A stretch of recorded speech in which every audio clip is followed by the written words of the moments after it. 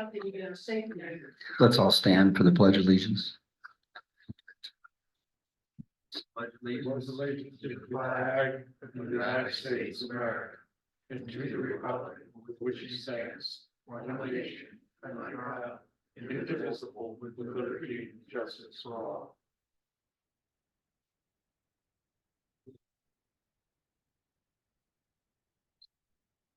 Thank you all for joining today's October 22nd Board of Directors meeting.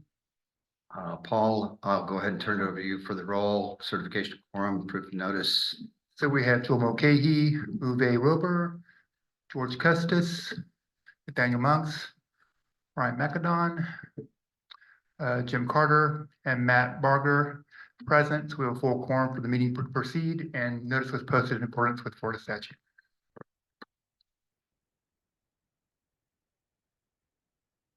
Okay, we have approval of prior meeting minutes. As the board had an opportunity to review all the, I think we had two that went out. Three, actually, yeah.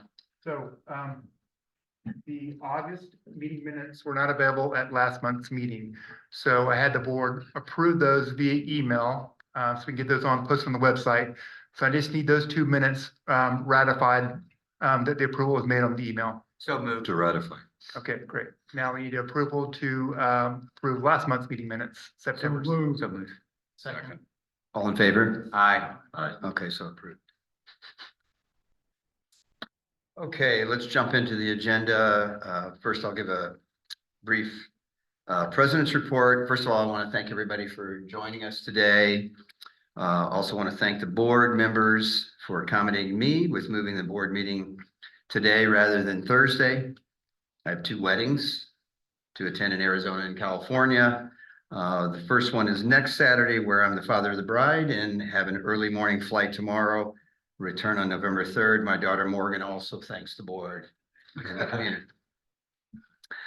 Since last meeting, we all survived 2 major hurricanes, Helene and Milton. Fortunately, Pelican Marsh did not have much of an impact other than loss of power for 1 to 5 days or so. Fortunately, I was one of the depending on where you live. For those of you that were here, it was nice to see the folks in the community helping each other out. The community center was open. Paul was here. Thanks, Paul, for all your support during the hurricane. We restored the power. Once the power was restored, we could see people coming in, powering their phones, computers, and other devices. It was really great to see the sense of community here, and we should all be very grateful for the great place we live and the community we're part of. The season is upon us. It's nice to see all our friends from the north arriving daily. It's always wonderful to reacquaint as our seasonal friends join us for the fall and winter season. We're looking forward to our annual welcome back party that's going to happen on November 4th. We hope to see many of you at Courtside for this upcoming event. Courtside had music throughout the summer on Thursday evenings. Residents are now gathering for NFL football on Sundays at the restaurant. We look forward to seeing you all around the community center, the courts, and Courtside as you return to our little paradise here in Naples. Our summer projects are nearing completion with the addition of the 6 new pickleball courts, the landscaping around the community center and pro shop. Roof on the pergola has been installed next to the bocce courts. Bushes have been removed adjacent to court 6, and the pavers will be installed over the coming weeks. Finally, you'll also notice that we have the couches in and around the fire pit area near Courtside. The Adirondack chairs should be here later this week, and the fire pit should arrive around late November, early December. In addition to the upcoming welcome back party, there are many activities around the community center that you can participate in. In fact, coming this Saturday, there's a Susan G. Komen 2-mile walk for breast cancer. If you have not signed up, I'm sure there's still room to participate. Even if you can't do the walk, you can donate to this fundraiser and join the fight against breast cancer. As wonderful as our community is, occasionally we have incidents that require our diligence and attention to maintain the safety and security of our residents. Following the hurricane, we had a brief incident around the tennis courts between a couple of residents. Without getting into the names or the parties involved, the couple took it upon themselves to ask the other residents to leave the courts. Although the residents that confronted the father and son playing on the courts felt they were protecting our courts and our amenities here, there was no harm to the courts. Words were exchanged, both parties brought the incident to the board, and there's always two sides to the story, and it's not us to be judge and jury in these type of incidences. However, what we learned from this incident is to communicate with the community that if you see something that doesn't seem right to you, you should not take things into your own hands. The correct action is to report the incident to the general manager, Paul, or the respective director, in this case, it would have been Johan, or members of the board. We should not have residents attempting to police other residents. There have been other incidents reported at night around the campus, likely by young kids. So the board will be taking measures to increase security cameras, lighting around the community center and the courts. Hopefully this will deter this type of behavior and protect our community better in the future. The Finance Committee and the board have met in separate meetings this past couple of weeks. I just want to thank all the members of the board, Paul, our Finance Committee, for all their hard work pulling together the proposed budget for 2025. We'll cover the proposed budget later in the agenda. And then finally, the CDD is looking into the possibility of just removing the existing 41 gatehouse where the foundation would not have to be raised 2 feet to comply with the new FEMA guidelines required with the new construction. The idea will have to be vetted with the engineering to see if this is possible. And I recommend that the board send a letter to the CDD stating our support of this idea, as it will save a lot of money and significantly reduce the time the gate would have to be shut down. That's it for my president's report. Paul, I'll turn it over to you for the manager report. Yep. So the start of the season is just a few weeks away. We've already seen activity around the community center pick up, with residents already returning from the northern habitats. The weather has also finally cooled down, where we can start enjoying more activities outside throughout the day, including court sports. Courtside is now going to be able to open up the dining patio outside in the courtyard. As Joe mentioned, we're working on our projects such as installing a fire pit with seating, upgrading the landscaping, and installing shading for the back patio next to bocce courts. The goal is to have all these projects completed by the end of this year, so they can be utilized and enjoyed during the height of our season, which is January through April. Just a reminder, Election Day is coming up on Tuesday, November 5th, and the community center is the voting precinct for Pelican Marsh. Word on the street is that this will be an active election, with many coming out to vote. So please be careful that day and watch out for others when entering and exiting the parking lot here that day. For those returning from the north, just be aware that the rains and humid weather over the summer may have caused buildup of dirt and mildew on your homes, roof, walls, and other surfaces. So please make sure you schedule any cleaning or maintenance that is needed for your home. The October brief is now out, and in this brief, it includes an official notice that the board will be voting to adopt a resolution to authorize electronic voting at the November board meeting.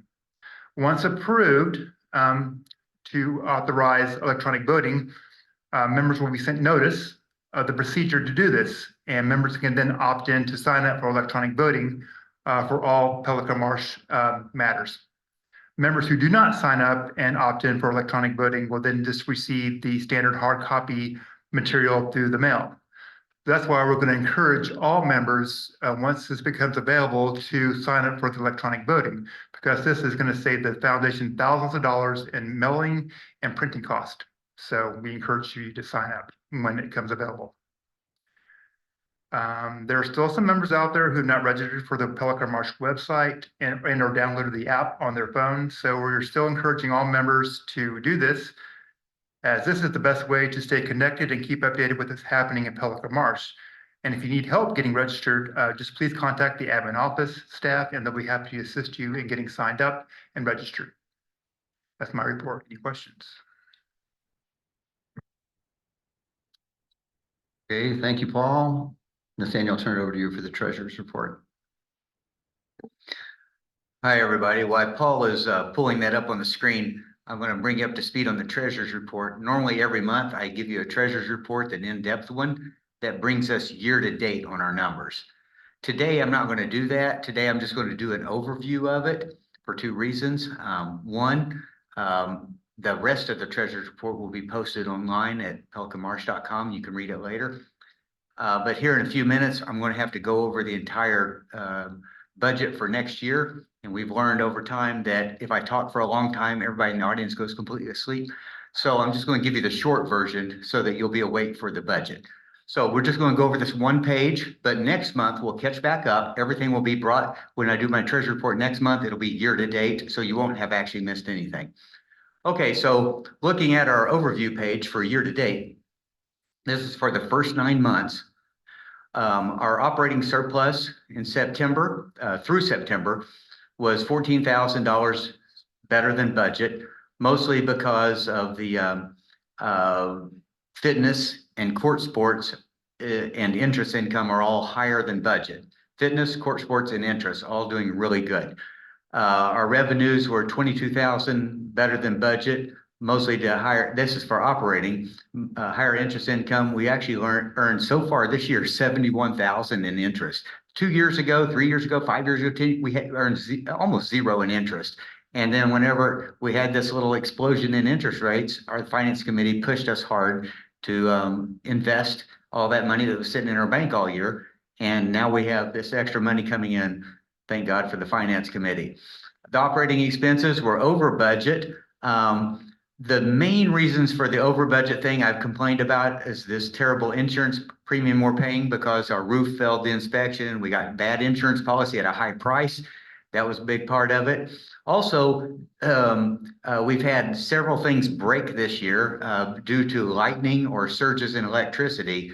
And even one lightning strike that came through around our electric and came through like an antenna line or something. And we've had to spend money on that. So that was over. Also, we've had a lot of credit card fees over our normal expected fees because we're doing so well in fitness and court sports. We didn't anticipate this many credit card fees. So anyway, it's not that bad. All these are the over budget stuff is really kind of temporary one-timers. So I'm not worried about that.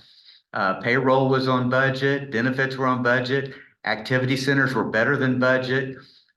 Food and beverage, our restaurant, is actually doing better than last year. And so the important things, the long-term things, all look good. You look down at the bottom where it says reserves and capital. Our resale fees are better than budget. Of course, we have to admit that when we make a budget for resale fees, we're kind of like shooting in the dark, but it's better than we expected. So far, $450,000, which is $52,000 more than we budgeted. Our replacement fund was fully funded early in the year. That's really good. $296,000. All those resale fees went into there, and then the rest of it after that went in the capital improvement fund. And as I mentioned before, me, Paul, and these documents are online also if you have any questions. Thank you, guys. I'll give you a better report more in-depth report next month. Okay, thank you, Nathaniel. I've got to jump into the new business.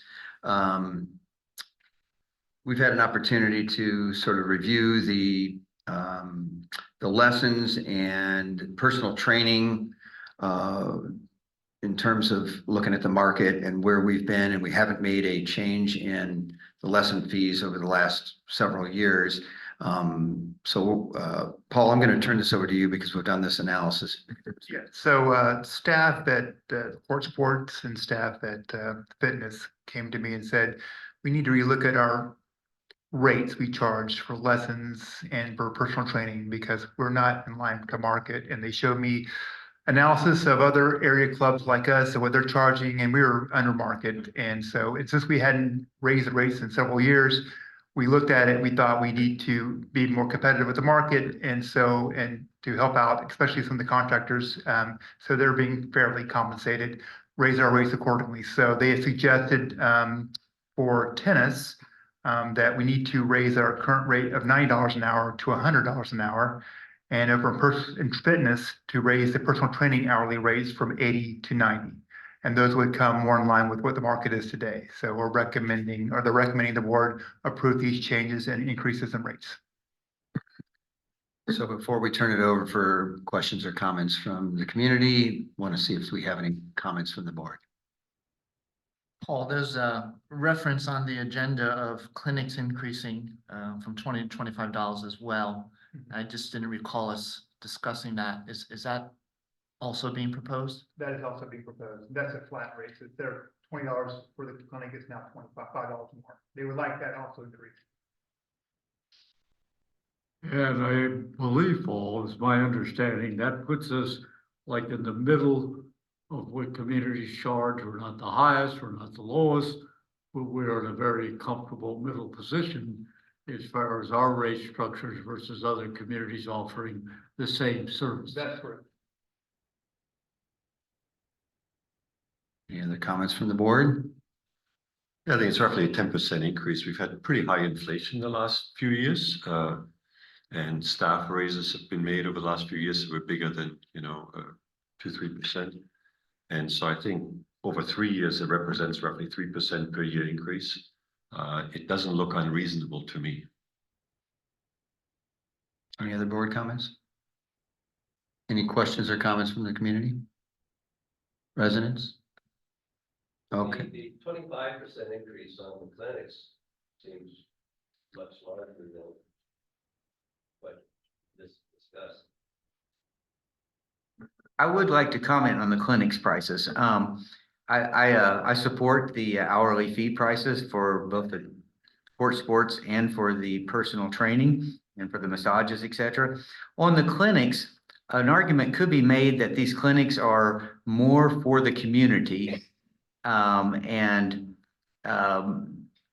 still, even at the old rate, the pros would be getting paid more for a full clinic than they would an hourly rate. If they got paid $20 for 6 students, that would be more than the new rate. So I would entertain the idea of keeping the clinic prices at $20 per student and raising the individual lessons to $100. It does seem like that is more of a service for the owners in the community. Paul, when you said you compared the rates to other communities, did you compare the clinic rates as well? They did. And 25 is closer to the average than 20? Yeah, some are more, some was less, but again, we priced it to be right in the middle where the market's at. But again, this is just a recommendation from the staff, the board we can.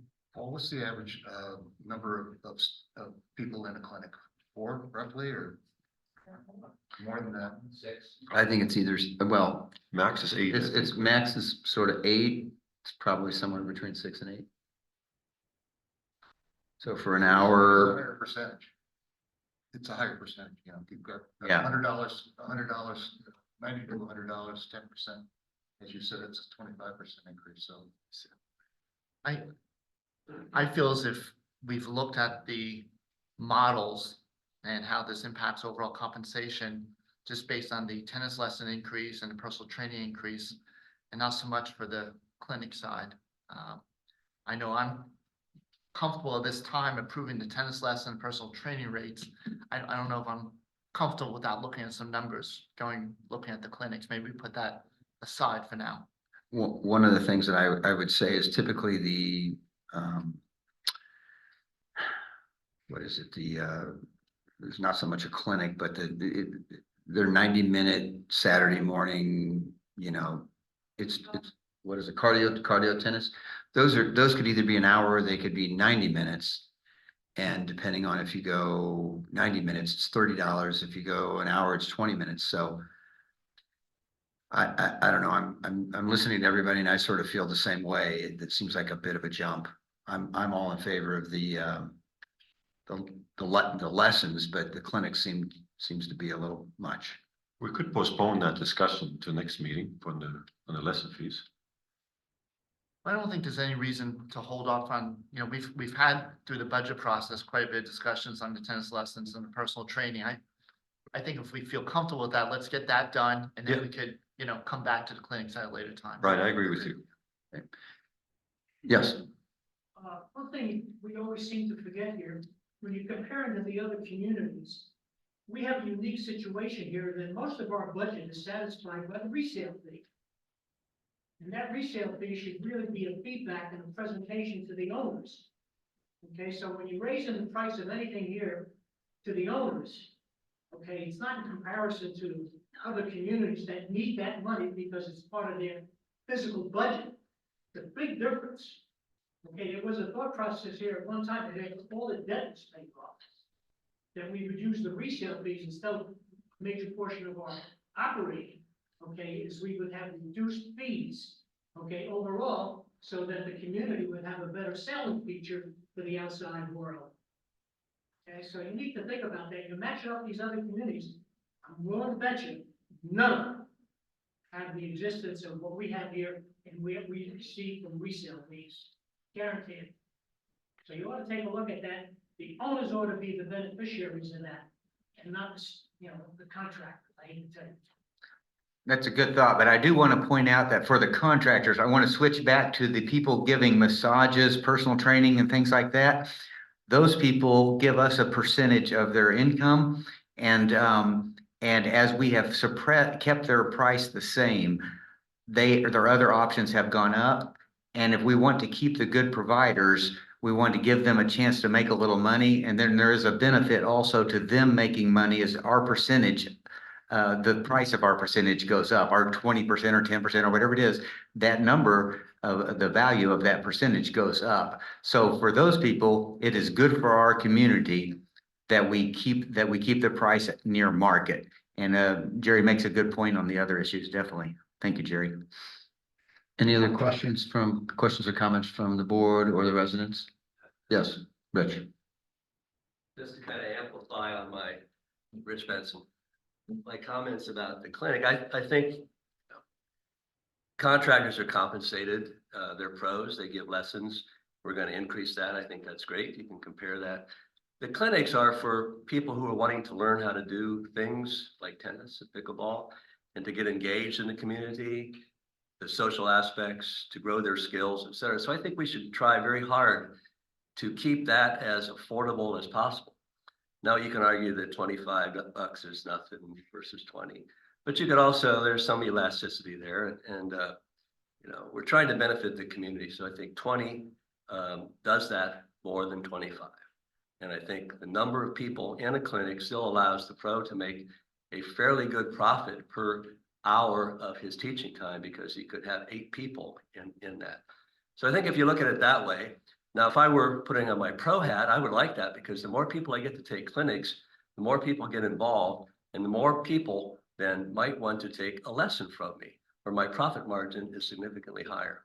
So I would encourage you to think about those comments and to make the change on the individual lessons, but I don't think the clinics need to be raised that much, maybe 5%, 10%, but certainly not 25.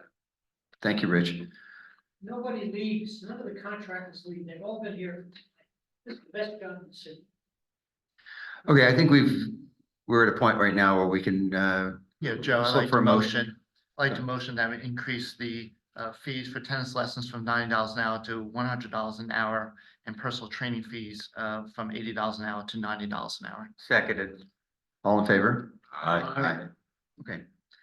Thank you. Okay, Nathaniel, I turn this over to you for 9.2. Thank you. It's me again, guys. Now we're going to go over the 2025 proposed budget.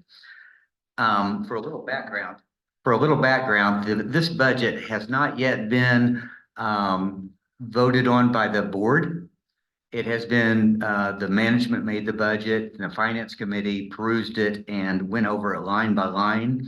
And what you have here is the middle ground, is where the finance committee has given it their stamp of approval, the management's stamp of approval, and now it's time for the board to see if there's any changes that they would like to make, and then give it their stamp of approval. Now, what I'm going to show you several things. At the very top of it, you're going to see where it says 2024 budget. The bottom right below that, you'll see the 2016 dollars. That was your HOA fee last year. So last year, your HOA fee was $2,016. Now, if this budget, when I get through at the bottom of it, if nothing gets changed by the board today, it will be $2,135, which is 5.9% greater than last year.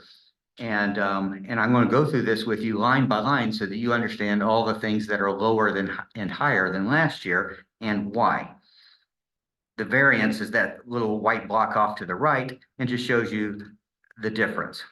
All right, so let's start with there at the top. It's going to show your HOA fee, the assessments, the residents, the 2024 budget, 1.6 million. Switch all the way, and I'm going to keep switching back from the very left-hand column all the way to the yellow column. I'm going to switch over to the yellow column. You can see the 2025, 1.7 million. This is just this budget divided up between the 1,918 homes. Then the second line is interest revenue. Now, as I often mention, we have three different types of accounts. We have the operating budget, we have the reserve account, and we have the capital account. More on that later, but this right here is the interest revenue for the operating account. In 2024, we budgeted 62,000 for interest, which was really a windfall because it's always been much closer to $100. And now we went over that. We went over that by 11,000, and that's so far this year. So we're budgeting 62,000 again next year because, as you know, the Fed is cutting interest rates. We know the interest rates are going down. No one is predicting interest rates are going up. So we expect it to be lower next year. There's estoppel fees when people rent out their units and things like that. We get fees from that. We're budgeting 7,000 next year. Lease application fees, room rental fees, bocce fees. There are almost no variances from last year. Go to page 2, please. On page 2, we're going down to the general and administration. Now, I really like the column right to the right of the yellow column. If you look to the column right to the right of the yellow column, it's the column that keeps grabbing my eye, because what that is the difference between our budget this year and last year budget. And so the first one, when you see a 0 there, well, nothing's changed. I usually just scan right on down, like, well, that worked. Bank charges, we're budgeting less in bank charges next year than we did this year because, thanks to the Finance Committee, we've closed a bunch of bank accounts that we didn't really need and took that extra money and stuck it into the loaned it to the federal government so that they can pay us interest. Credit card fees, down next line down, that went up a lot. That hurts whenever something goes up a lot, but it went up for a lot for a good reason. We pay credit card fees every time somebody buys something, and when they buy something or a lesson or something, it has happened a lot lately. All our income in those categories have shot up, so credit card fees have went up along with them. BOD expenses, nothing, no change there. Copier expenses, things like that. Zip on down here to where it says payroll and benefits. It says 911,000. That's for our employees. We've got a bunch of employees here and some part-time employees. We budgeted last year 911,000. We're budgeting 970 for next year, a very small increase. If you read the newspaper, you know that wages go up, especially the last few years. 980. Okay, wait a minute, Mike. I am Paul. Do you have the call? I have yesterday's budget. I am reading off yesterday's budget. Paul, can I borrow today's copy of the budget? Oh, you don't have one? Okay. Oh, you know what? That's probably the only thing that changed. That's probably the only thing I'm going to circle that. Never mind. Though yesterday there was some budgeting in this line only. I had a finance committee meeting Friday here, and then yesterday we had a board meeting here, and each time we adjusted this a little bit. The rest of my copy will be the same as yesterday. Legal fees, $7,000 this year. We're going to assume there's a chance that we'll have a little bit more legal fees. There's some projects. And then you don't see much more when you get down. Okay, now I'm going to point out 2 lines, and then I'm going to ask for your permission to come back to these 2 lines at the bottom of this report. First, you're going to see capital funding. you'll see a bunch of blanks right in front of it. That means last year we did not have a capital funding line, and now it's 100,000. And then the line right below that, there was $50,000 last year, and now you see we have zero in it this year. That means that one is not happening at all this year. I want to come back to those two lines at the very bottom of my report because it's the only two lines that are slightly complicated. The rest of it's going to be easy to understand, such as coffee. As you know, we got tea and lemonade and things like that. So the coffee might be a little bit more expensive this year. So we budgeted a little extra just in case it is. Plus coffee got a little bit more expensive. Club software management. We've invested in this for a couple of years. I'm really hoping that this is the year that you start appreciating it. Club software management. Just this week, someone finally twisted my arm and slapped my head and forced me to load this thing on my phone. So now I have this software, the Pelican Marsh software on my phone, and by God, I like it. Now I can instantly see when I click on this thing on my phone, little pictures of all the events that are coming up. And today I went to a cooking class that was on my little phone. I clicked on it. I bought it all on my phone. I didn't have to come up here and pay. And I went to the cooking class for lunch, and it was great. And it's all because it's on this piece of software. I'm hoping that this piece of software will start making your life a little better. Please load it on your phone. It saves us labor because now you can pay for stuff just like you do on Amazon without coming up here and taking time of the employees. And so it saves time. This is also, you'll notice, is costing us less this year. Look at that. So this is because all the funding that we had to pay these guys to set up this and make it fit Pelican Marsh is now fully paid. So our club software went from 36,000 last year to 27 next year. This is a good thing. We know it can't go higher than that. Insurance, this is a squishy number. Last year we paid 130, we budgeted 135, and this year we're budgeting 123. We know that our insurance prices in Florida shot up or are shooting up. Everyone's saying, the experts are saying insurance is going to go up. We just had 2 hurricanes. That money is going to come from somewhere. So we expect the fees for insurance to go up. But we expect our fees to go down anyway because we got a brand new roof. So even though you see it going from 135 to 123, I've got my fingers crossed hoping for a number even smaller than 123, but it's going to be based on someone else's decision, not ours. The rest of that is pretty straightforward. We had some computer software maintenance that we've added in there also. Next page.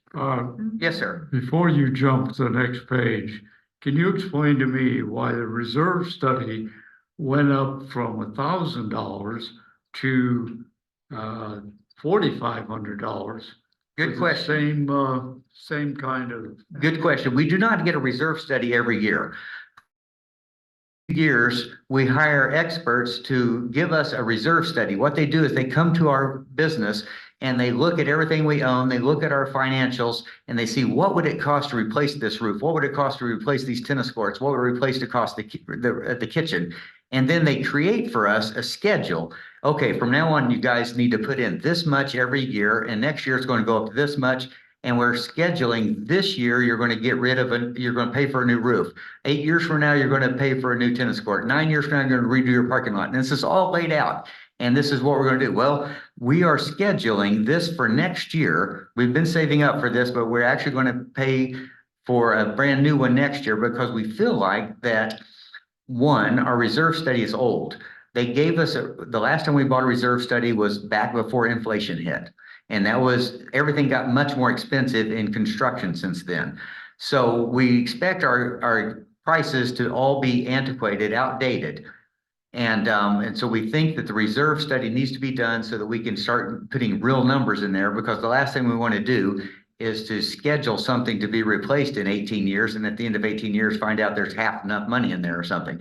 So we are paying extra money in 2025 to get a new company to come in and to give us a whole brand new study. So I do expect the amount of money that we put into the reserve account next year to be off budget, up or down, based on what these guys tell us next year. And so the finance committee has discussed this in depth, and the reserve account is fully funded. And we don't see anything coming in the near future, but we do want to have another set of experts, not the same people who gave us our last one, but a new set of people to go over that. Good question, Jim. Thank you.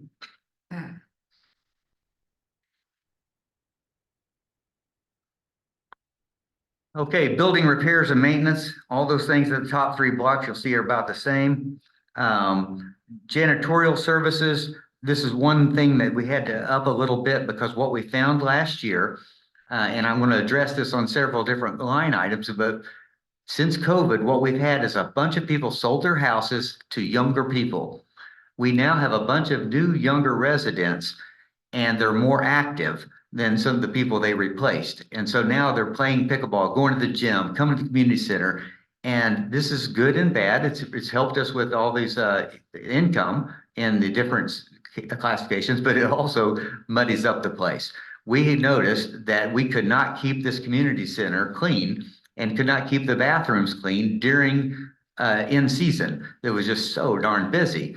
And so what we've done is we've budgeted for in season a little janitorial help. We have a full-time person that always does it year round and does a wonderful job. Everybody's happy, but we need to get more help in the in season only. So this is for a contractor company to come in and help us.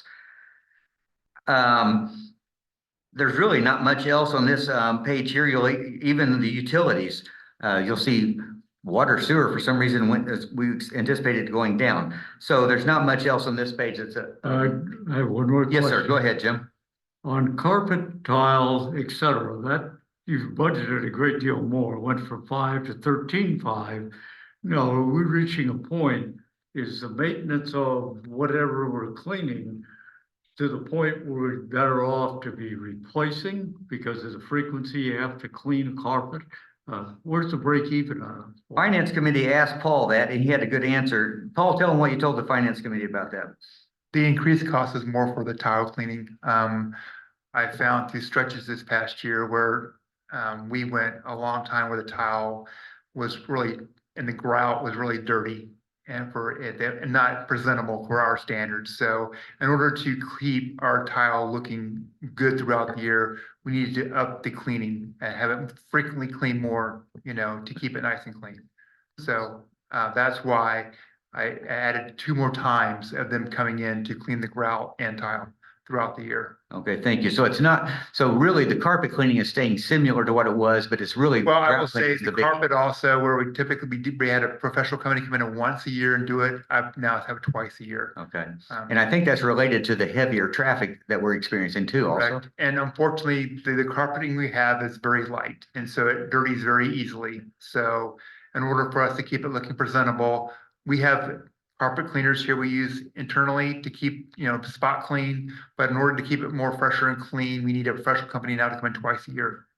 Thank you. Good question, Jim. Yes, thank you. Next page. Okay, we're going into revenue.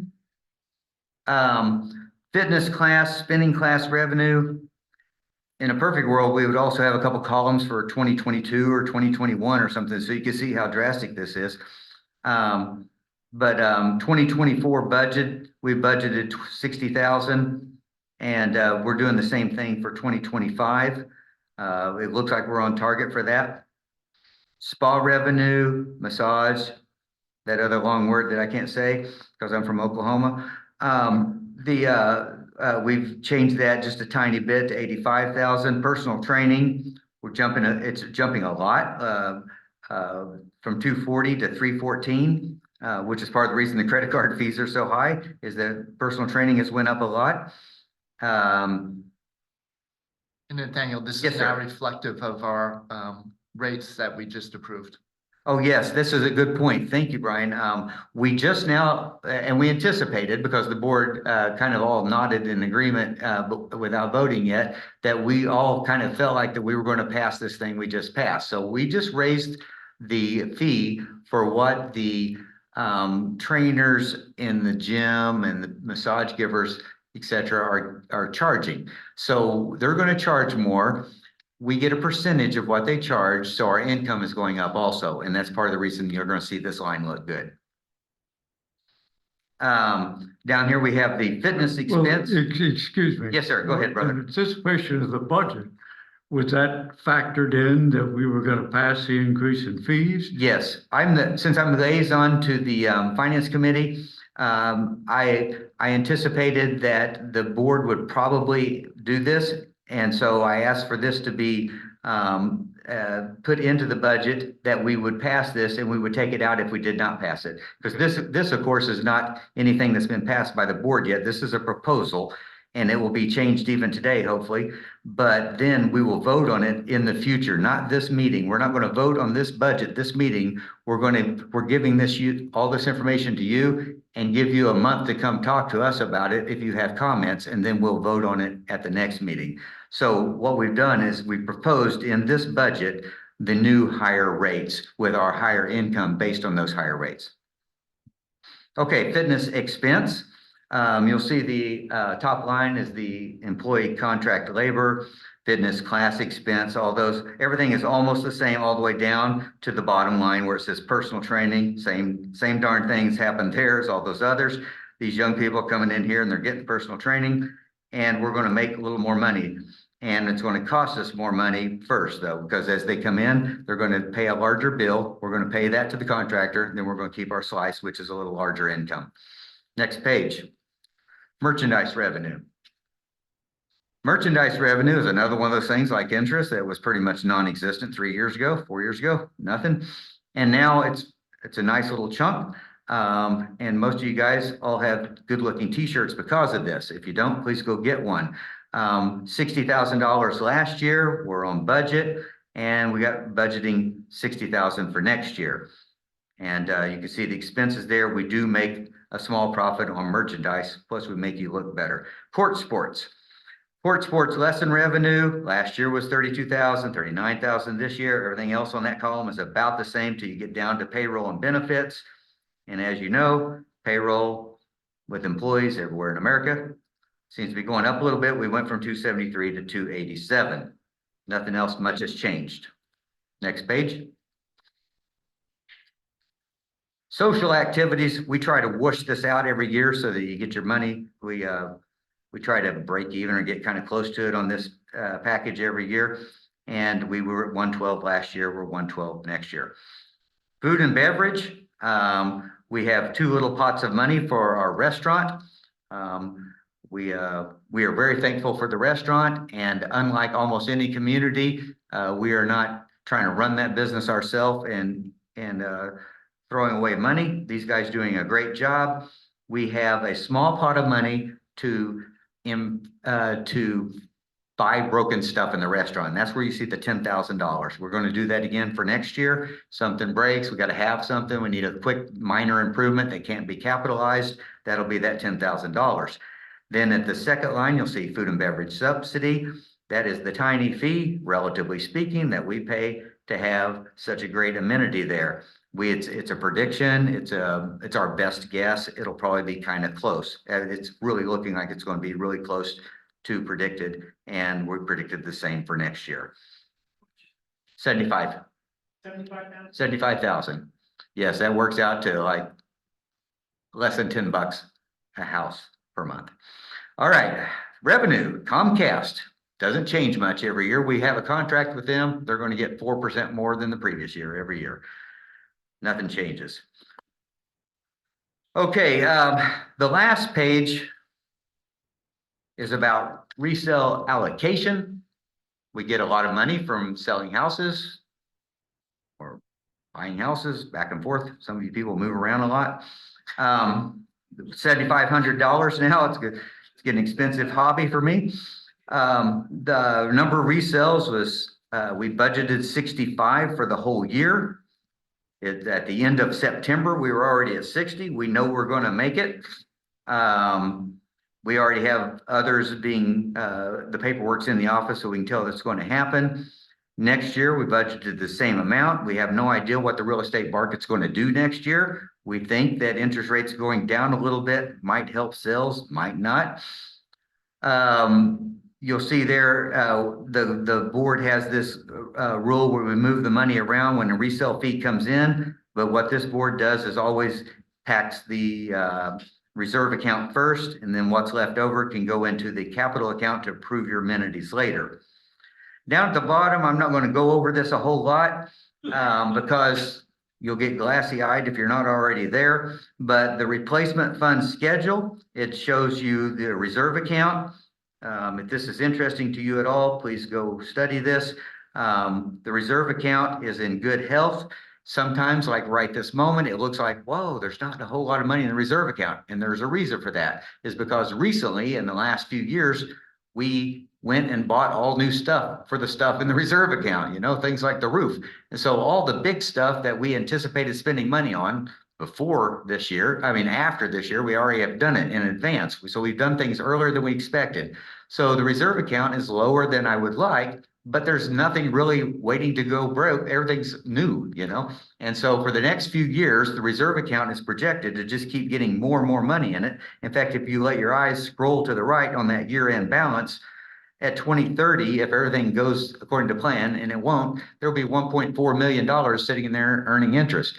And so we'll work on that later as time goes by, but don't worry about the fact that there's not a whole lot of money in there because everything is new around here. Capital fund schedule. Okay, remember I told you there's 3 accounts: operating account, we pay our bills out of. Your HOA fee goes into it. The reserve account, that's where things are going to be replaced later on. And now finally, the capital account. This is the account where we improve your amenities. The capital account gets almost all of its money from resale fees after the reserve account got its resale fees. First, they go there, and then whatever's left, we scrape the leftovers off into the capital account, then the board can make decisions. Here's the capital fund schedule. The capital fund, as you notice, there's pickleball courts being built out there. Those are being paid for out of the capital account. That's the biggie for 2024. But 2025, you'll notice that we don't have a whole lot of money at the year end. Okay, look at the year end of 2024. I'm ready to segue back to page 2. Look at the year end 2024, your bottom left-hand number. The capital account, which goes to improve the amenities, is going to be pretty much empty at the end of this year. Now, with the owners and the board's permission, I would like for us all to go back to page 2. Paul, with your assistance. And now I want to bring up something that as treasurer, I believe the board should address. Because the finance committee looks at things as in the past, and they do a wonderful job of it. But what I want the board to do is to ponder something about the future. Let's look at this line that says capital funding, $100,000. Now, last year, the line right below that says reserve funding, $50,000.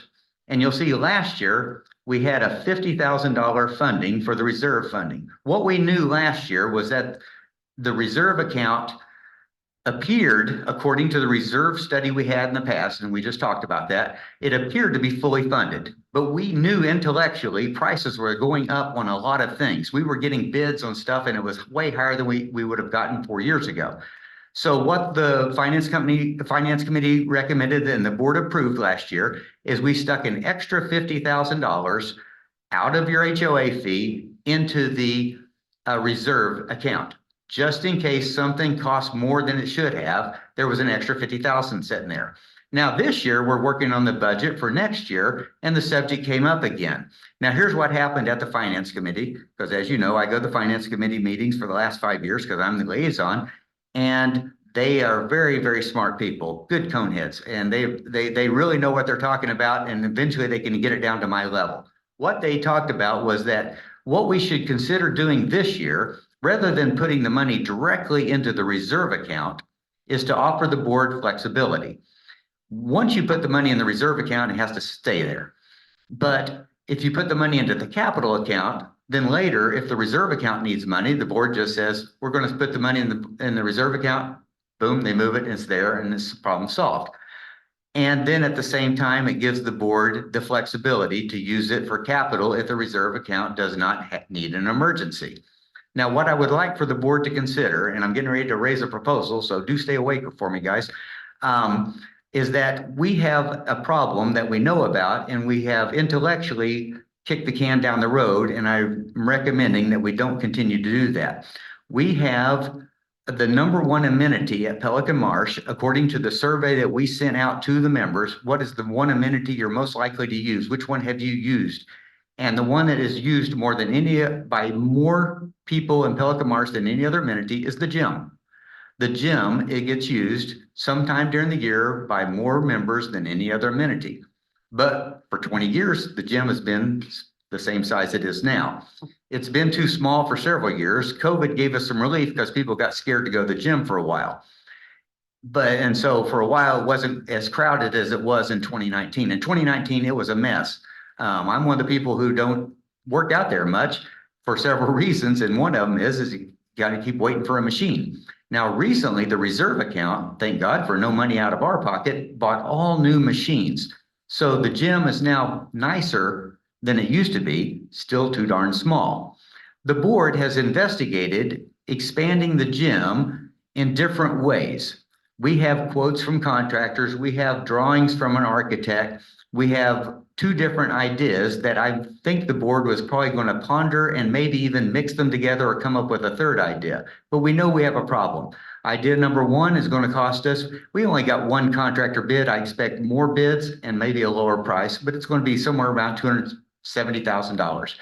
Idea number two, which could build on top of idea number one and give us more square footage, would be closer to, and it's hard to read his bid, but somewhere around 300,000 or 400,000. No matter what we choose to do, if it's more than 250,000, we will have to ask your permission. We're not going to go rogue and just start spending money. We have to ask your permission before we spend 250,000 or more. But there are two or more ways that we can expand the gym, make our gym better for our community. This is the weak link in our chain of amenities. And if we wait for resale fees to first pack the reserve account and then scrape the extra savings off into the capital account and hope there's enough to do something there, I'm willing to bet my car, and I have a worse car than you, I'm willing to bet my car that it will not add up to much by the end of next year, because sales are not going to be 150 houses next year. It's probably going to be close to budget, 60 or 65. And that's not going to put hardly any money at all in the capital account. So we're going to be kicking the can down the road on our number one amenity for several more years. I am going to propose at the end of my blah, blah, blah, is that what we do is that we change this number on the line that says capital account funding, that we change that number to 250,000. What this will do, we'll put 250,000 in the capital account that will allow us to put it in the reserve if we need it. And it will allow us to spend it on the gym if we can come to an agreement and if we can get permission for you if it's more than 250,000. And we also know we have a parking lot problem that eventually is going to be addressed, but I think that's 2026. So the capital account needs money. If we were to do that, it would cost each home in Pelican Marsh $6.51 a month next year.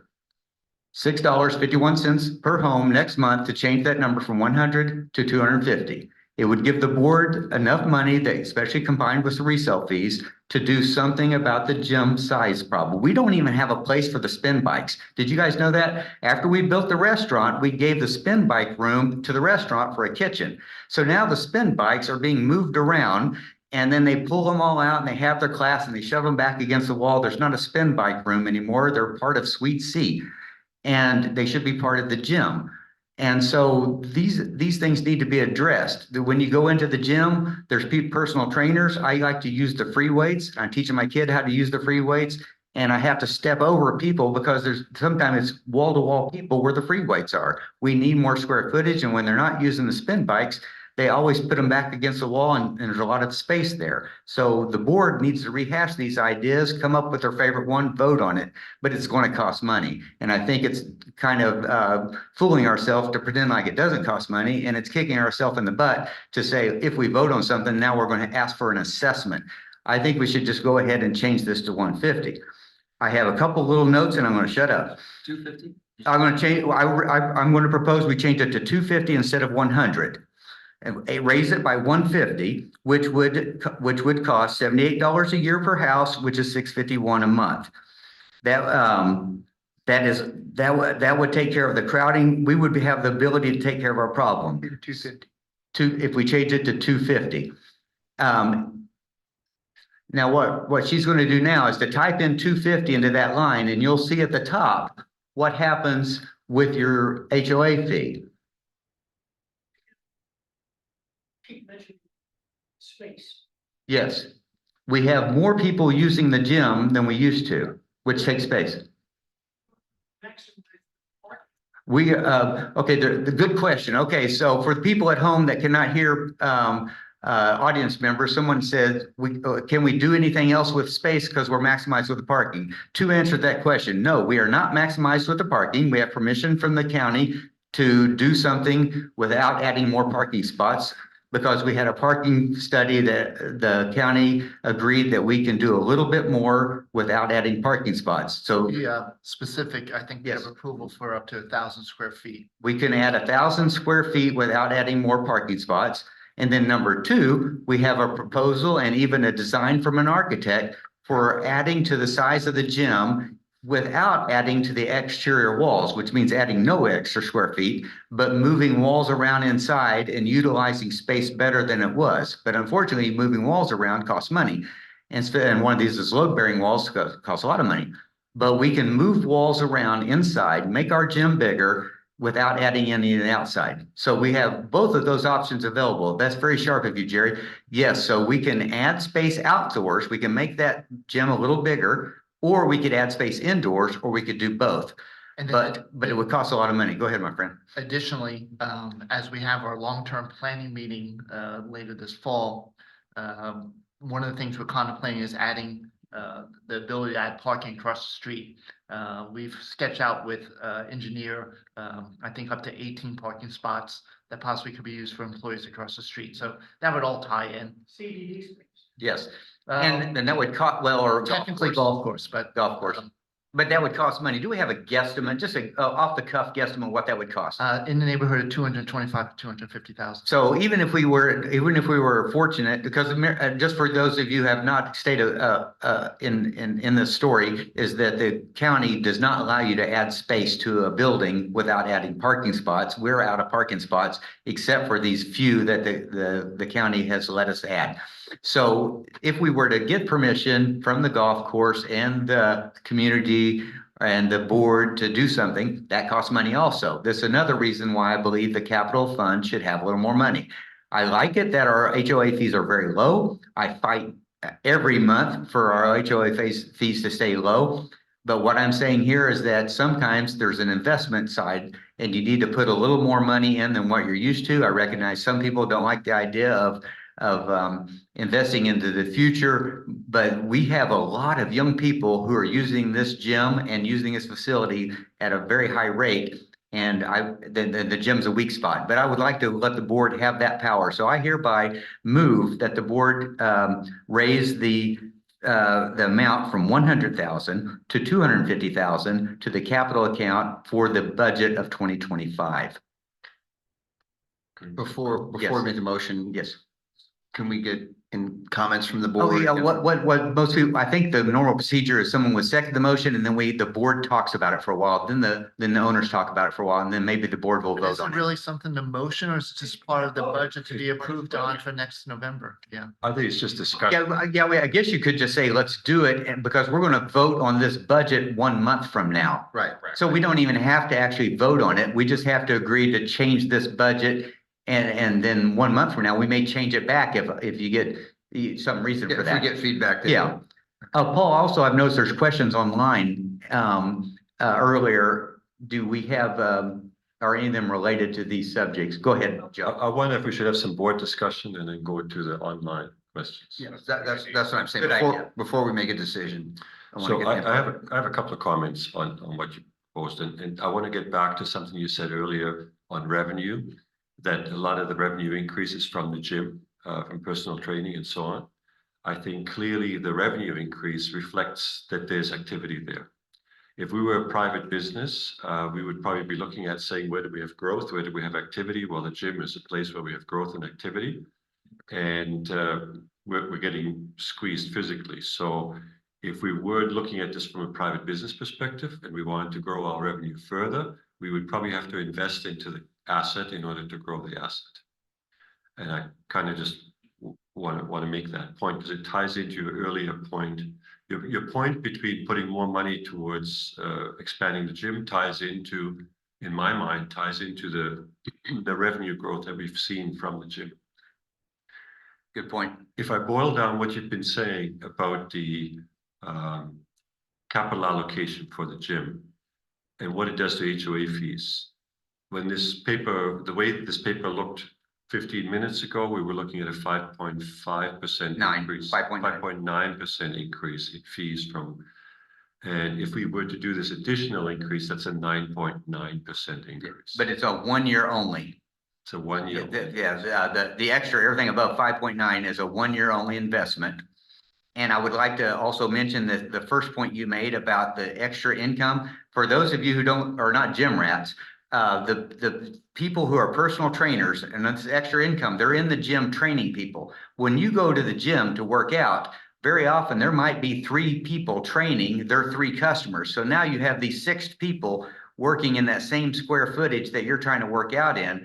And it wouldn't surprise me if we could get more trainers and bring us more income, but we need somewhere for them to work out. So the more income we get from these trainers, the more tight our gym is. That's what I'm trying to say. Our gym is actually getting smaller when we get more trainers. To clarify, Nathaniel, 250,000 would just be a starting point for any investment we make into the gym. Good point. We're going to have resale fees. I'm hoping for some resale fees to help bolster it. And one of these gym expansions, I believe, can be done for 250 or less. We already have a bid for about 268, and we only asked one contractor. So I believe that we might be able to do a gym expansion only with this 250. I would be open to a tiny bit more if that's where the board's leaning, but I believe 250 would give us a chance to have this taken care of in 2025, not 2026 or 7. My feeling is that it would be a good idea to start out the way you're suggesting, to create some more budget room to deal with the gym.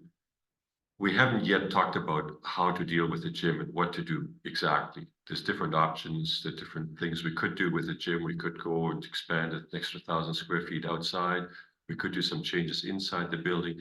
A lot more discussion has to happen. Yes. I think what you're really proposing is that we start making some room in the budget in anticipation of something we may want to do next year.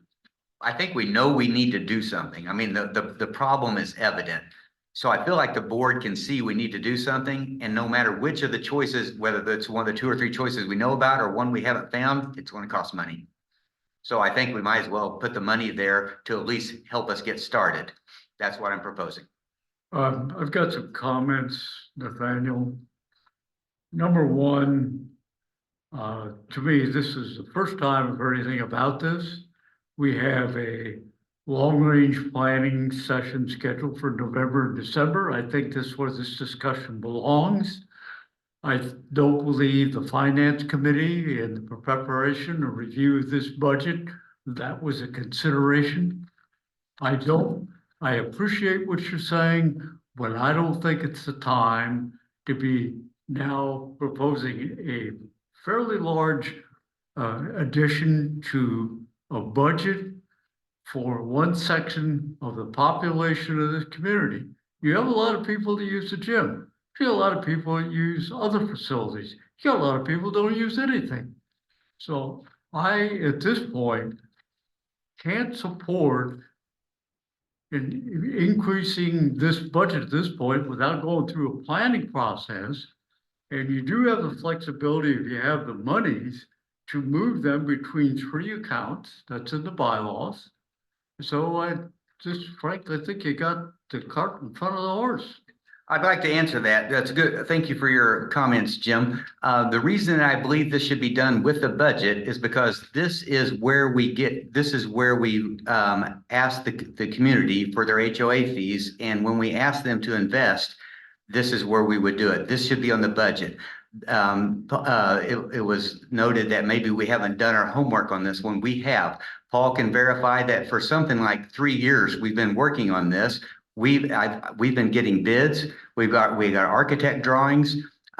We have asked the committee that works with the fitness. We've also Patrick, who works in fitness. Everyone has given us their input. So now the board is going to receive a lot of information and be able to make their choices. If we don't do it with the budget, then we're going to miss our opportunity to have the money available. It's true we can move the money from one account to another, but only if we have the money. We won't have the money if we don't put it in the budget. Well, you got another option. You can go out and if it's so important to the community, you can go out and get a loan to do that and pay it back through the revenues that come in. That's a good point, but if you go get a loan, then that means you got to pay interest on the loan. I don't see any point in paying interest on a loan for an expense that we know we have to have. We know we need to fix the gym problem. We know it's going to cost us money. Why go paying interest? That's my point. Well, I will tell you, you got 1,917 homes here, and I don't think all of those homes would agree with you. You cannot get all those homes to agree on anything. They won't even agree on a presidential Wait a minute. candidate. They don't know anything about what you just discussed. The If I number went one out here amenity is and the asked gym. people, do you know all these plans have evolved? I've been on this board almost, several months now. First time it came up. All we ever said was, we're gonna have a long-range planning session and review all these things. I do not think the timing is correct on this, therefore I will not support it. I'd like to point out, we've had a long-range planning committee and talking for years now, and also on our surveys, the gym and the relevance of the gym and the upgrading of the gym has always been at the top of the list. But thank you for your input. I do strongly respect, and I don't want anybody to think that I dislike Jim Carter. He's one of my favorite people in the world, but him and I are seeing this a little differently, but we both have good points here. Nathaniel, you and I have been addressing the issues with the fitness center for a long period of time. Yes, sir. And I think with COVID, we sort of tabled it for a period of time just because it wasn't the right time, whatever. And I'm glad that you're addressing it now because I just took a peek back here and I found the set of plans that we discussed, which was A, the expansion of the building, B, the reconfiguration of the building that we all walked through. And I think it's very imperative that as we want to stay the best in all of Naples, this is something that needs to be done. I wonder if in terms of process, what we're trying to do today, if I understand it correctly, is put a draft out to the community for review, nothing more. So the question for us is, what is the draft that we want to put out to the community today? Is that the correct question? Well, the whole budget is our draft to the community. And this meeting, as well as the video of it and the recorded video of it is our draft. So for the next month, the community will be giving you their input on what they think of this. A month from now, we should be voting on this. Essentially a month. Paul, is that correct? Essentially a month from now, we'll be voting on this. So right now, we're proposing the whole budget. I'm proposing that we make this budget something a little more realistic for 2025. Okay, we've heard from Jim, we've heard from Nathaniel, we've heard from Matt. Brian? I've also been participating in the finance committee meetings and the budget review. And during those discussions, I think there was a comfort level around $100,000 being within our budget to start that building of a capital fund for whether it be a gym expansion or whether it be wherever the long-term planning later this year would recommend. And as you know, I've been very involved in trying to get parking lot expansion as well. At this point, I'm not comfortable going from 100 to 250. And I feel as if it kind of jumps the gun a little bit in terms of assuming that we're definitely going to do something as opposed to building a savings for something that might be recommended in the future. I just feel it's a little bit aggressive at this point. I am supportive of the 100,000 that we discussed in the finance committee. I think 250 is a little aggressive. That's the way I feel. George? Yeah, this is a tough one. I agree with Jim in that we should consider the fact that we do have a long-term planning session coming up, and that putting this just ahead of that might be short-sighted. I mean, Nathaniel, what are the what would the problem be in delaying this? You know, what would be our next opportunity? Good question. Okay, the reason that this is, good question. The reason that this is important to do now, to give us, we're not actually doing anything. We're just giving ourselves the bullets in the gun to do something later for whatever we choose. If you don't add it to the budget, you won't have the money in 2025. So you can have your long-term planning and say, let's go in 2025 and do that. And then when you decide to go do it, you don't have the money. You can't do it without an assessment. Try to do an assessment and you'll have an explosion. So it would delay any work being done. Yeah, nothing will happen until you get the money, and you can't get the money after the budget without an assessment. Now, I'd also mention, to Brian's point, that the finance committee put in the number of 100,000 for a number, but the finance committee is not the board. They're not aware of the needs of the community. They have no idea what's going on in the gym. It has nothing to do with any particular project. They know that they believe that we need more money in our accounts. But if we do something with the gym, we're going to take money out of our accounts.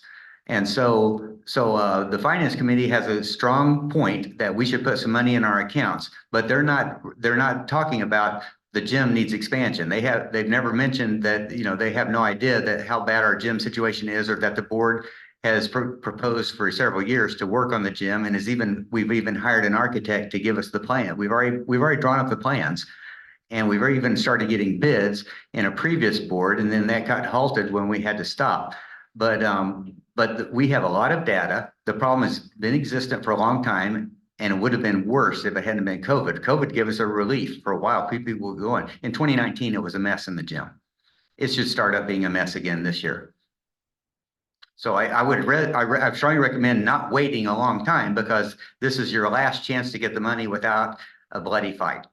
People don't mind writing a check for their HOA fee when it's $70 more than what it could have been proposed, but you send them a bill in the mail for $100 or something. And as we did about 3 years ago, and there was an explosion, we withdrew that idea.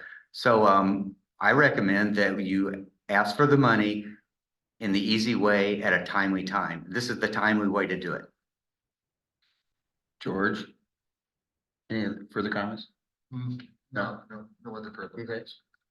Yeah, I have more comments. I think there's a couple of interesting points you make. If we're going to go out and put a draft budget out to the community, I think it should be the larger budget, and have the community respond to that. And if the community response says, no, we really don't think that's the right way to go, then deal with that in 30 days. When we do the vote, we can take it down. I think it's more difficult to go out with a smaller budget to the community and then get to a meeting in 30 days from now and suddenly up the number the last second. I think that would be unhealthy. I like the point that Jim was making about we could borrow the money. I don't think it's the only option for raising money for a capital expenditure. If we had the discussion about how, when, and what to do with the gym over the next few months, we do have the option to go borrow money, and I don't think we should be afraid of doing that necessarily. I don't see anything wrong with borrowing money if that's what we need to do on an interim basis to finance a project. So I think actually Jim makes a really good comment there. So I don't think, even if you do go out and the community says, this larger budget is not acceptable, we think a 10% increase is too big, which I could see people having as a response, then we go back down to the 5.5% budget that you proposed, leaving the option open that once we do discuss an expansion, we still have to go out to the community. Like you said, we still have to ask for the excess of 250 expenditure authorization. And if we then do need the capital and we didn't get it out of the budget, then we do what Jim suggested and we go and finance it. That would be my approach. But tactically, in terms of going out to the community, I think it's better to go with a big number first and have that pushed back, as opposed to going with a small number and suddenly last minute trying to up the number at a meeting in a month from now. I think that would be unpalatable to me.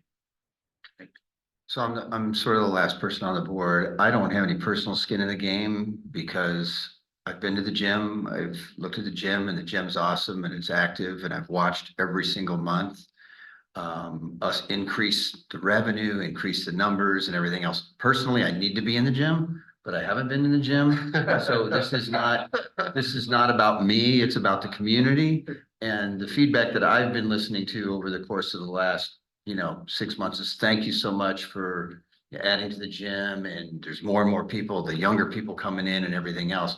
So I know I'm sort of hearing this also for the first time, because it's not something, again, that I have a personal interest in.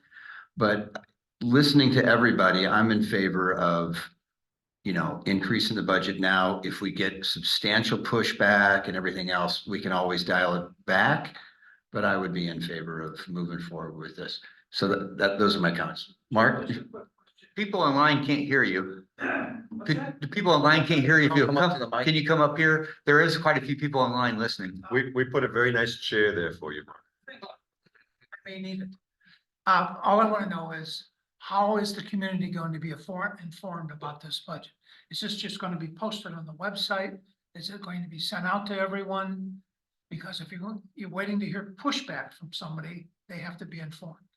Well, we had this meeting today, which for the community, and we're going to do it again next month, and we're going to post it online. Okay. And that's Paul the- sent out a message to everybody that we're having this meeting about the budget. Right, but you can see, you have. Not everybody's here. 1,800 doors that aren't here. So that's what I'm saying. If you're waiting for pushback, you have to give them something to push back against. Would there be I something? know wrong? this is only a small sampling, doesn't represent the 1,900 and some homes, but what I'd like to hear from the people in this room, at least, you've heard from the board, we're sort of mixed. I'd like to hear positives, negatives, what your thoughts are on this idea. Just a couple of quick comments. Commend you all on the work you do on all this. But on that particular page, if you go to the top right outside of the box, you got a 10% increase. I don't recall ever experiencing a year-over-year 10% increase. I think you ought to see if that's happened.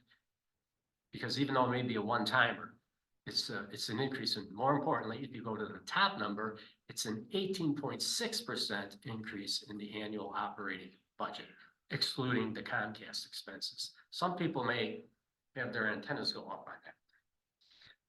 We've had assessments, and since Pelican Marsh has existed. This one, we have had assessments. And so, when you have an assessment and an HOA fee and you add them together, that's an increase for 1 year only. And this essentially would be like, your HOA fee would have a one-time only assessment in it. And I would like to remind everybody that we still don't have a spin bike room. They have spin bike classes several times a week, but there's no room for them. And so not only is the gym too small, but there's nowhere for the spin bikes. Nathaniel, I don't disagree at all at the need for gym expansion and to find a home for the spin bikes. Even expanding on that thought further, where we have the spin bikes actually destroys other assets that we have, moving them all over the carpeting and people exercising on the carpeting isn't what this space was meant to be used for. So I'm wholeheartedly in agreement. I'm just struggling with this mechanism. Would you agree that it would be a good idea for the board to have the ability to do the improvements, but then but the board has the option, because the board's hasn't done anything. This does not require an option to be made. This puts a bullet in your gun, but we could use the money for something else. Has to be done in public, has to ask permission from the community if it's more than 250,000. But even if the low hanging fruit is obviously the gym and the spin room. But I mean, the board could decide like that something else need to be done, but I really believe that we should focus on what is the worst thing. I'm sorry, thank you. Good point. Yes.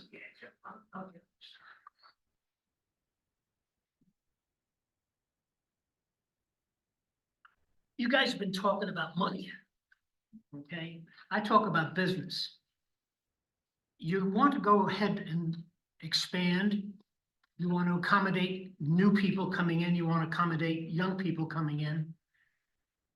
First of all, what are you going to do about the parking? The parking should be the first issue that you resolve. You got 2 more pickleball courts going to be in action this year. If you think last year was busy in the parking lots, you're going to increase 1/3 of the use of pickleball alone. So you're waiting to get an approval to get additional parking across the street. If you don't get that, you expand the ability to have more people in the exercise room, what are you doing overall? Okay, it's just an accommodation of how you're gonna function the facility. All right, it just doesn't make a lot of sense. I'd go and get those parking lots that, okay, put right down, then you can go ahead and get whatever expansion you want. If you want to do the larger one, don't piecemeal it. Okay, you say you want to do one in, one out. What are you gonna do over a couple of 3 years? All that does is cost more money and nothing is going down, guys. I just came off of a board realizing, okay, what's happened here to 2 contractors that hired us to see what the effect of the hurricane up in North Carolina is. It's impacting the country. Okay, I hope nobody needs windows right away or copper. Okay, you're in trouble. So I'm trying to understand, are you for or against us adding to the budget? I'm not, you guys got a great habit here of spending money because we have it. It's easy to come by. I'm saying, think about what it does to the whole process here. Put it in, okay, you want to put it in for 100, 250 isn't the whole point. How about substantiating how that money is going to get used when? Why do you want to expand it, put another, 20 cars out there in a 2-hour frame where you don't have it? You got more people coming in, okay, off the pickleball that's been expanded, and nobody's addressing that. You got a great propensity because we have money coming in all the time. What's the deductible on the new insurance policy if we ever had the claim on the insurance on a hurricane? The new policy won't kick in to January 1 and we have not seen it yet, but it'll go back to what the old one was. What was the old policy? 5,000, 5%. It was the same thing as what we had 1 year ago. 5% of what? Well, and let's not mix insurance discussion with the topic. Yeah. It's just money that has to be expended at one point in time, but I would go ahead, okay, and take a look at the whole project. It's a great idea. Okay, it's gonna benefit the community if it's done in the right sequence. It doesn't make sense. Jerry's bringing up a good point. If you look at the very bottom line of the whole budget, look at the very bottom line of the whole budget, it shows you how much we're proposing will be in the, scroll all the way to the bottom. Okay, very at the bottom is saying at 2024, the very bottom line, we're gonna have 63,000 in the capital account. In 2025, at the very end of the year, 354,000. So like Jerry says, if we decide to do a couple things like expand the parking lot for 300,000, expand the gym for 300,000, you can't do it in 2025. You're gonna have to do it. You're gonna have to do it after the end of 2026 or 2027. There's no money. So look there, at the end of 2025, December 31, 25, we'll have 354. That's not enough to do much with. So if you wanted to expand a parking lot, expand the gym, 600, 700,000, you're going to have to wait till 2026, 2027. Look at other financial. I think you just made my decision because it's my birthday today, by the way. Happy birthday. 62, thank you. Congratulations. And I'm remodeling my house. And the reason why I am, because I don't know if I'm going to be here till 63, 64, and 65. So I want to enjoy my house. I want to enjoy Pelican Marsh. I want to enjoy the amenities. So I may not be here in Well, how do you 3 think I years. feel? I've been here from day one. You guys are talking about young people coming in. I don't care about young people coming in. Excuse me. Amen. No, okay, but I've been paying the freight for 25 years so they can walk into the best community in the area. Jerry, Okay? And I funded it. I've been here for 21 years and I funded it until 4 years ago. And I didn't use anything. It's not a question of, I don't use much of it myself, but I just find out it's a whole package. Okay, it's a whole package. And you're gonna increase revenue. Let me tell you something, it'll take 20 years to pay off the debt for the expansion with the money that you get off with the contractors kickback. That's a joke. Okay. All right, that's it. Well, I think we've had a lot of good dialogue here. One thing I like about this board and the community is that nobody feels like they can't speak up. And Jerry, thanks for coming to every meeting. I know you'll always speak up, but sure. Just a quick thought, which is, We're thinking currently of the revenue model as I call it flat tax. Another thing maybe for the long range planning to think about is if people want to use the gym in the busiest of hours, perhaps there's a membership fee for those people who want to use it that raises revenue. Not sure if that fits with the overall of the community, but just something to think about. Thank you. Any other comments from the residents? Oh, hold on, you're next. There's a lot of homes in Pelican Marsh right now that are coming up. I own property in two neighborhoods. I see a lot of places that are gonna go for, that are for sale. Families coming in, whatnot. I look at a gym, having played sports my whole life and being one of the, sorry, Jerry, I'm one of the youngest people in the community. No offense, I'm also a Red Sox fan, and I hope the Yankees lose. But the bottom line is, whether or not you play tennis, pickleball, golf, the one thing that most people that are coming in under the age of, say, 60 to draw a line, most everybody has gone to a gym. And I think to introduce yourself to a community, a gym is a great place. It's a positive place to meet people and make friends. I know a lot of people that I play tennis with or neighbors that wouldn't know each other if it weren't for the gym. One big thing about a gym, and we've added a whole bunch of equipment that has been awesome. Peloton's used as a perfect example. There's degradation on that machinery. No matter what you say, there are some pieces of equipment that are gonna last forever, and there are other pieces that are gonna last for less than 5 years. I use the Peloton as an example because they probably will last less than 5 years. And that's a great thing if we're all using it. Any community that I've gone to, one of the pieces I've always looked at was the gym, because it is a centerpiece of bringing people together. To take the 250 and add it to the budget, I agree. If you have the money there, because you won't have it in years. What we haven't talked about is the degradation. This equipment is expensive. You could run up a bill of 50 to 100,000 quick. We do have that in the reserve schedule going out, Chris. And I get it, but you could Even the have, new equipment we have replacing in 5 years. thank you. But the issue here is to have it means that you folks on the board have to commit to making the improvement. I agree in getting the money, totally agree in it, because we do have new people that are gonna come in. I also agree in constantly improving this. But I see a gym versus any other amenity as a great centerpiece for new introductions of folks, getting them involved in the community and being a great thing. If we did improve the gym and improve the footprint and made some commitment, which you have to make a commitment as a board, I would think it'd be a wonderful thing that we would be able to add as an additional improvement to an amenity here. Thanks. All right, thanks, Chris.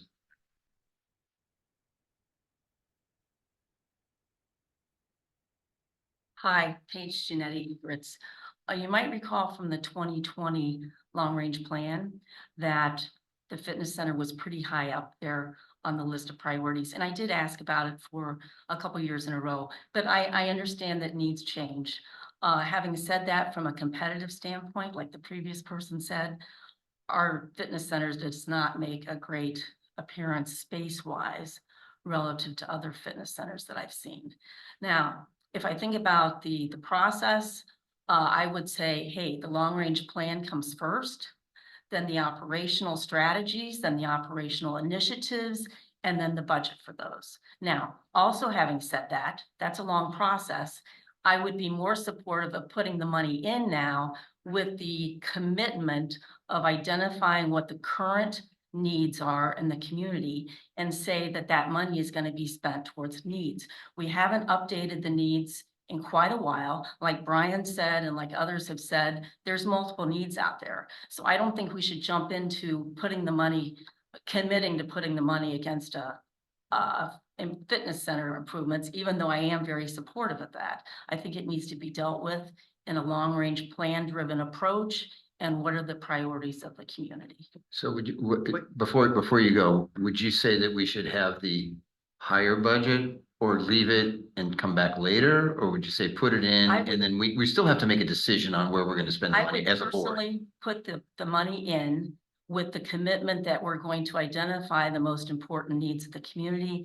And then we're going to look to use that money against that. I like that. I like that as well. But Paige, please don't go yet. We have a lot of new board members that don't know who you are. This here is a superstar and people think that we didn't have a long-term budget. We didn't have a long-term plan. We didn't have a long-term idea. Paige Giannetti led the task force to put together a long-term plan. And it's a book. And they studied all the different needs of the community and different ideas. And this was in the long-term plan. And it's not like it's just out of thin air. 2020, was it? Yeah, it was twenty It was twenty. in 2020. In 2020, she brought this up as one of the needs of the community. From the and survey. On the survey back in 2020. So here we are 4 years later and nothing has changed except that the reserve account bought new equipment as it will every 5 years. But this is not like that this is some straw that just fell out of the tree. This is something that's been worked on before, studied before, and it has been a need before 4 years ago. And she had a 9-person committee that studied this for months. And this is one of the top items on the list. I would just say that, hey, needs change. We all know that needs change, so we need to reassess the current needs. And there's likely multiple of them. That's a good point. And we're going to have a meeting to assess those other needs in a month or two. Yeah. And the board would have the option to go whichever direction they wanted to. Yeah, I think, Any other comments from residents? And Paul, anybody on the? Yeah, we got you online.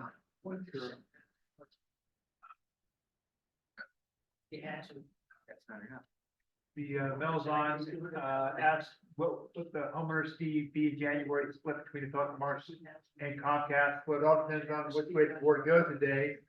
But Right on if- that first page, Paul. yeah, so if the board were to vote to increase it to 250 for the capital funding, then the operating assessment will be 1,000 and the cable assessment would be 1,214. If the board left it at 100,000 for capital, then the operational assessment would be 921 and cable still will be 1,214. So $79. So I don't think that's what everybody understands is the biggest piece of this 2,000 some dollars is cable. Comcast.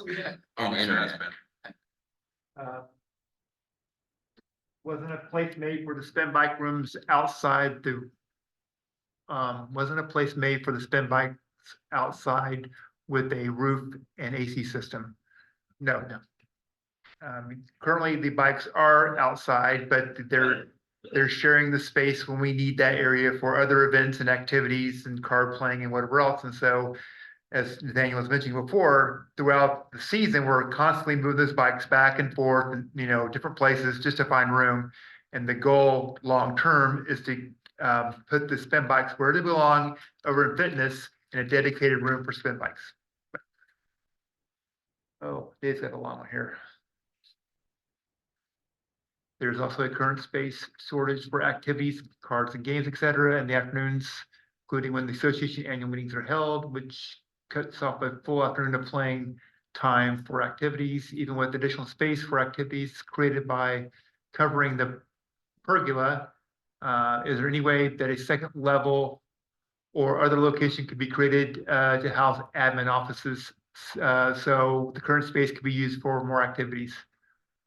We have previously been told that a complete add of a second floor is not structurally possible.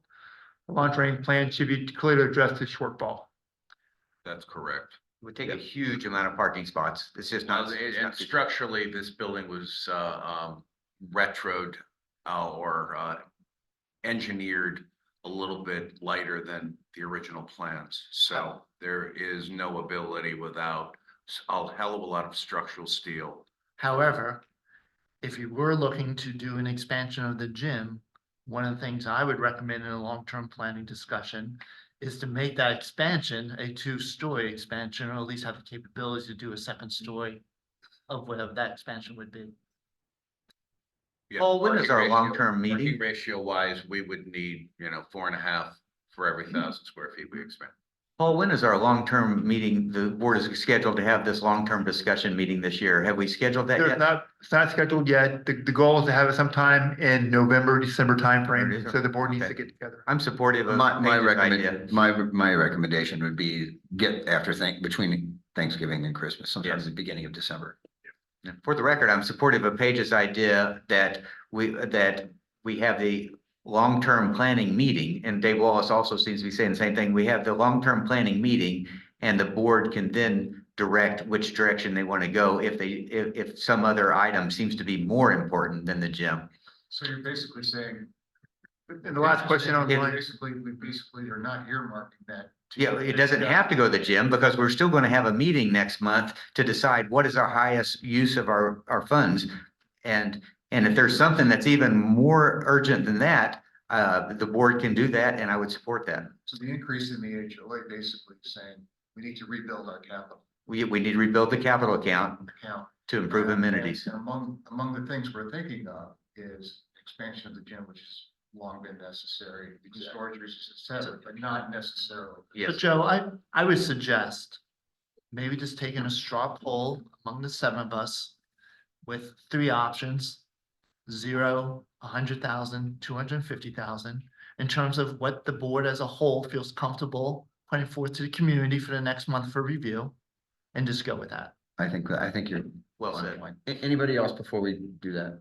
Yeah, I want to make a couple more comments because I think we're getting to a really big point, a discussion we want to have with the community. And I agree with Mark that the more communication we have with the community on this, the better. The way I see this community is bursting at the seams in terms of the services that people are expecting of the community. And it will cost money. This isn't the only item that's on the list. And you see other residents commenting on this, whether it's cards, whether it's I think we have this discussion that's coming up in November, December is a critical discussion. We already know we're bursting at the seams. We've done a long-term plan before. I was actually lucky enough to work a little bit on Paige's work back in 2020. It identified a number of things that haven't gotten done. And it doesn't get done because we don't have the budget. We don't have the community approval. I think it behooves us as a board to take that very seriously and go to the community now in this next round to make that bigger push and say to the community, what do you want to do? The need is clearly there. And I think as we explore that, we're going to see even more responses from the community as to the need, but it will also cost money.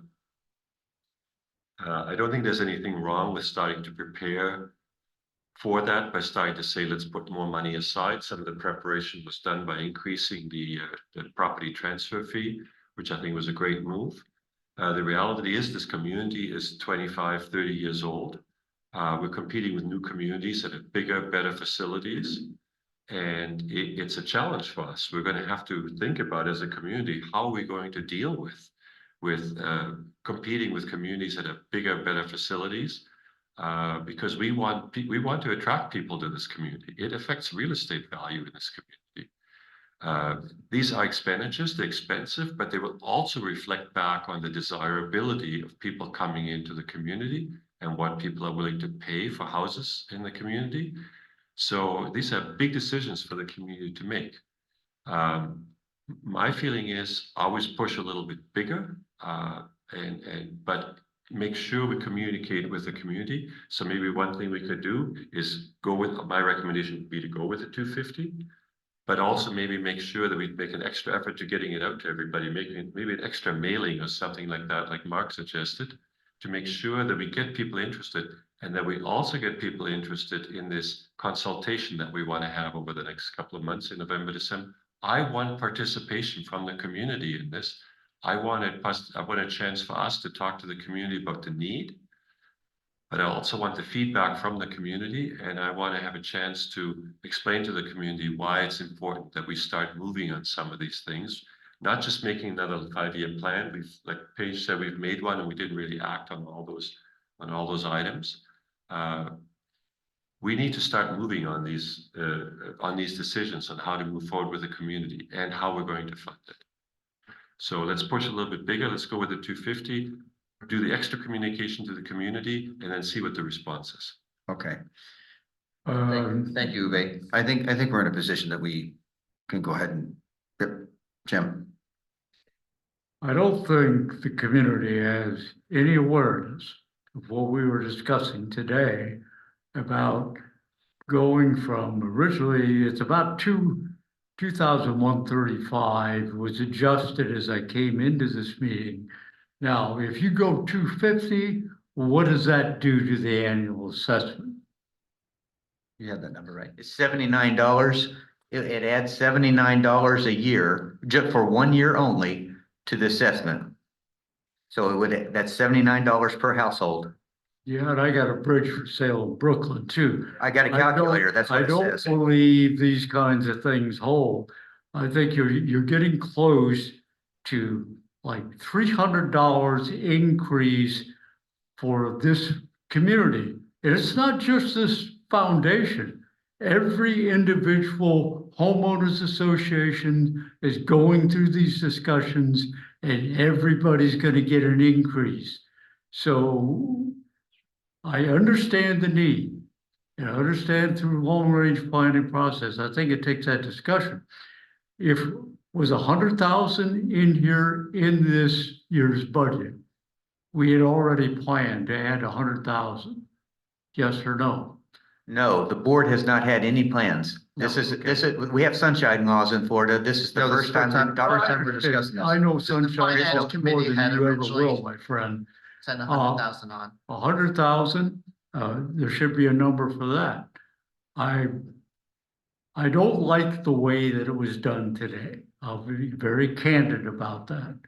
I would have liked, and the community doesn't know, and I agree with you. If this community knew, everybody out there today knew what we were talking about here today, this room would be full. But they don't know.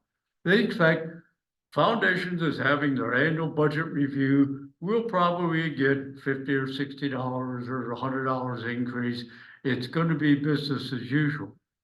And that's not what's happening here today. But Jim, we have a whole nother month. And we have a whole nother meeting. We're And not how are voting, we we're gonna not, get- we're not voting on anything today. Well, I All we're doing understand. is saying, what do we want the draft proposed budget to look like? Right. All right, but that's, I feel very strongly that if we don't get the people in here next month, if they don't understand, then, that's what it is, what it is. But I don't like the idea that we're doing this. Whatever this board decides, I could go over 100,000 and make some sense of what you want to put in here. But this kind of information should have been thought about before we got down to the end, but. Raise the resale fee $2,000, there's $130,000 this year, you saw the problem. For people at home that couldn't hear, the most recent comment was that if we raise the resale fee, it would also bring in more income. Of course, that takes a few months, but that might be an idea to consider in the future. You need to vote on that, you can vote on that as a board, that's a board decision. Right, the board would vote on it. Community doesn't. Go have ahead, to. Paige. A couple things on page Janetta Egrets again. Before we increase the new homeowner fee, I would just want to do a competitive analysis with other communities again, because we have increased it quite a bit since 2020. The resale fee? Yes. Yes, ma'am. Thank you. I couldn't think of the name. Good point. And then secondly, I would go back to Uwe's point, which was when we did the 2020 long-range plan, we talked about the mission and the vision. And I know all that wasn't, I'll say, finalized completely, but it was about maximizing the quality of life and consistently outperforming an increase in property value versus our competition. So quality of life and property values was what it's about. And that's part of why we need to think about what money do we need to bring into the facilities and how we maintain a competitive advantage. Thank you, Paige. Thank you. And just to defend the prior board a little bit, from that study, I think food and beverage was the top recommendation coming from that study, which has been delivered, pickleball expansion, improve our gym equipment. So it's important to note that a lot of things were done as a result of that study. Yeah, Paige, don't ever think that nothing happened because you nudged us the right direction. Yes, Byron, you're absolutely right. quality of The life. major decision was the restaurant operations. And that's where the focus was. And that was a big decision for this community. Okay, I think we've had enough discussion. Let's go ahead. Well, first of all, Brian, you want to run this because I think your No, idea no, was I was good. just recommending a straw poll among the seven of us, Yep. just saying, look, one option is don't do anything from a capital reserve funding perspective. One option is do 100,000, one option is do 250, and wherever the board decides as a whole would be That put we- forward to the community. Okay, So, all right, so straw poll.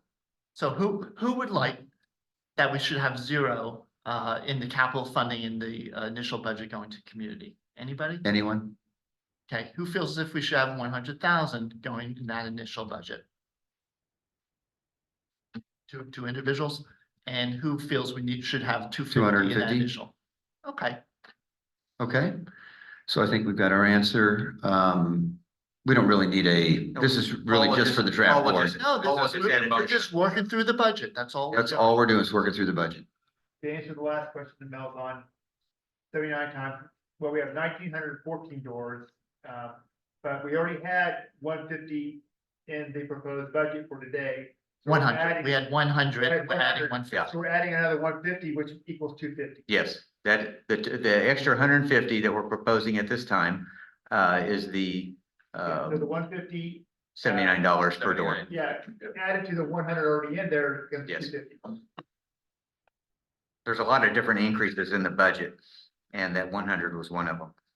Well, I just want to say thank you, everybody, for your comments with respect to the proposed budget. I think this was very, very good and collaborative, and appreciate everybody's comments. Any other board comments? Any other resident comments? Do I have a motion to adjourn? So motion. Second? Second.